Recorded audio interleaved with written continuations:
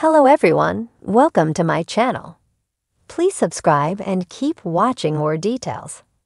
The Curse of Oak Island recap. Gold smuggling, keyholes, floods, and treasure. It looks like they've actually found some treasure on the Curse of Oak Island.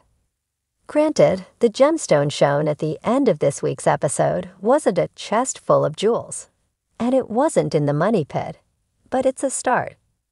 The new find, shown in the sneak peek for next week's episode, came after a dramatic hour in which we found out more about what the medieval cross could be. A decorative keyhole was discovered, and the DMT shaft, well, went the way of so many other shafts before it. There are now just 2 more episodes left in Season 5 of The Curse of Oak Island, but there's still time for something really big to come. Last episode, historian Zena Halpern speculated that the medieval cross found by Gary Drayton at Smith's Cove could be a representation of the Punic and Phoenician goddess Tanit. This time round, author and Knights Templar researcher Kathleen McGowan Coppins returned to the show to give her take. She told the team how she had spoken to Toby Dobler, the Grand Master of the Knights Templar in France, who Marty Legina and son Alex previously met in Rennes-le-Château 3 years ago. His take: he believes the cross may have been part of a necklace used to smuggle gold. A diagram he drew showed rhomboids called pastilles, which people would wear around their necks to look like jewelry, but were actually gold covered in lead.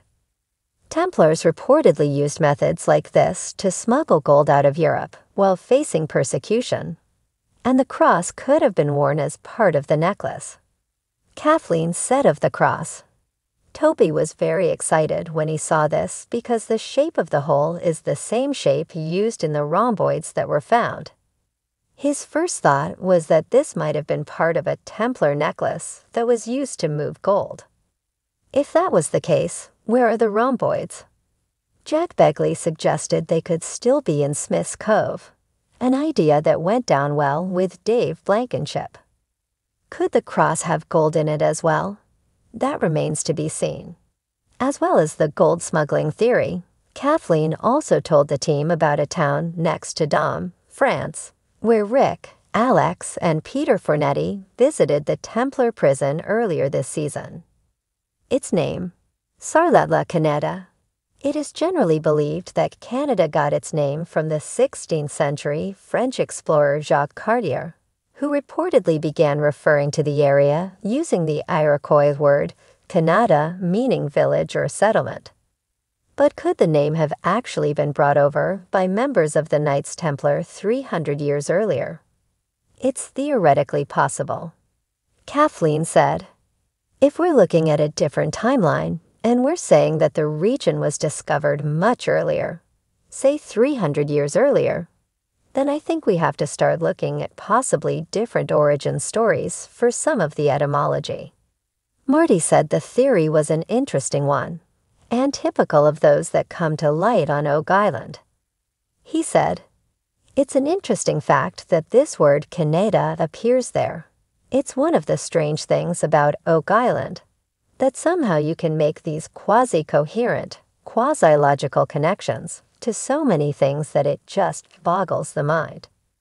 Before Kathleen left the island, Rick, Marty, and Gary Drayton took her to Smith's Cove to show her where the cross was found.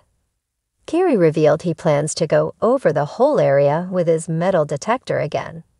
He's previously searched it, but that was before the team's digging operations in the cove last year, and the storms that battered the island over the winter, both of which may have uncovered new finds and could be why they found the cross.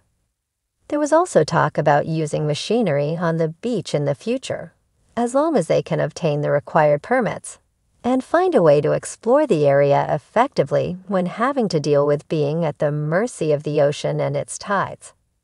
Kathleen said, "There's no doubt in my mind that there's more here. That cross is so important, but I think it's also the beginning, not the end." Prize for the most valuable person this season definitely has to go to Gary Drayton. Practically every episode he has turned up something new, and this week it was a decorative keyhole/lock plate. The discovery came after 2 hinges were found on Lot 12 in the previous episode. Obviously, the hope is that the lock plate is part of a chest, possibly from one of the 3 missing ones believed to have once been owned by Capt. James Anderson and rumored to have been buried on Oak Island. It could also in some way be connected to the skeleton key shown the team by Fred Nolan's son Tom. Marty noticed that the lock plate was asymmetrical, meaning it was likely man-made. It was found on Lot 8, the one immediately to the west of the Nolan family's 4 lots, 9 to 12, which Rick identified as an area that may yield significant finds after examining one of Fred Nolan's maps. Marty said, "I'm quite excited by the key cover that Carrie found because if I can equate finds to mundane things like farmers and tradesmen and things like that, utilitarian stuff, then it doesn't really mean much. But it's hard to picture a farmer having an ornate key lock cover. So you immediately jumped to this was on a chest."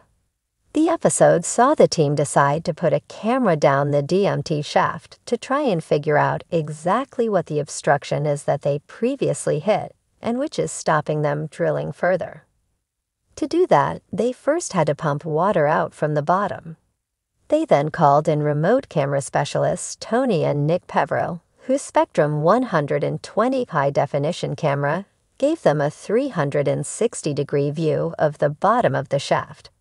Rick was hoping to find wood, which would mean they could have hit a tunnel built by the original constructors of the money pit. What did they see?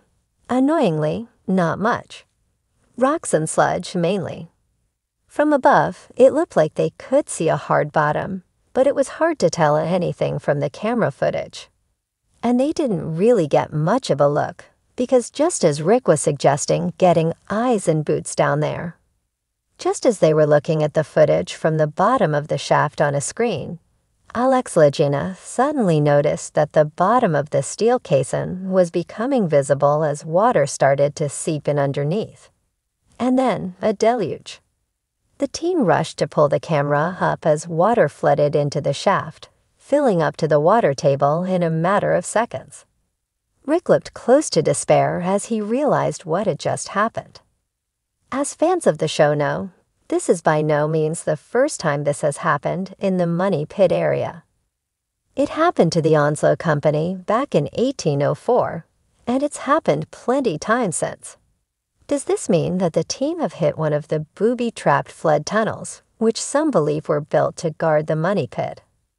After failing to break the obstruction with a 4-ton chisel bit last episode, and with the DMT shaft now full of water, the team decided to use a 35-foot piece of steel known as an H-mate to probe the bottom and get a better idea of what's in their way.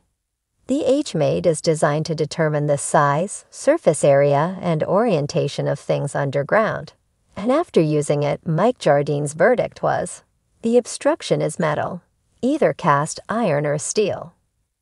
Narrator Robert Clotworthy said in a voiceover, "If true, it could mean the object was placed there deliberately and hundreds of years ago, as no existing records mention the use of steel by previous treasure hunters."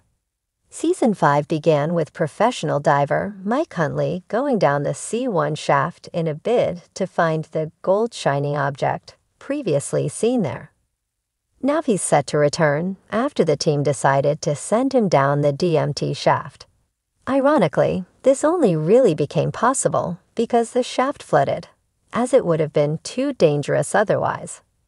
Interestingly, the obstruction's depth is around the same level the hieroglyph stone was previously reportedly found, and where the Onslow Company's shaft flooded at in the early 1800s.